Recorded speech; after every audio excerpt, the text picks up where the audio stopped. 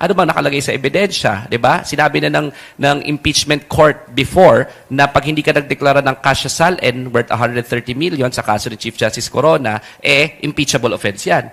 Ito zero ang nakalagay. Zero ang nakalagay sa kanyang SALED na cash. Tapos may 6 billion na labas-pasok supposedly, sabi ng Anti-Money Laundering Council.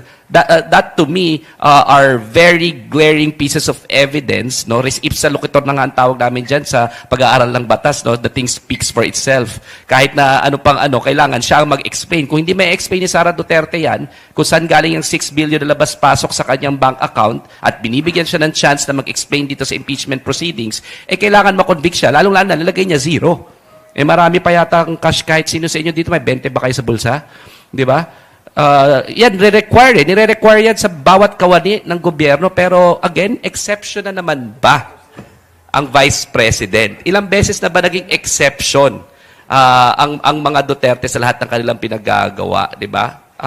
Balikan natin, no ba? Magiging isa raw sa mga witnesses yung pinagsasapak na sheriff. Di ba? Pinagsasapak na, nag-i-implement ng court order, walang kagalos-galos. May isang dekada na yun May isang dekada rin, wala. Di ba? Bakit? Makapangyarihan, and may propensity yung pamilya na gumamit ng dahas. Takot ba? Lagi kong tinatawag, takot ba ang sambayan ng Pilipino? Takot ba ang ating mga institusyon? Takot ba ang ating justice system?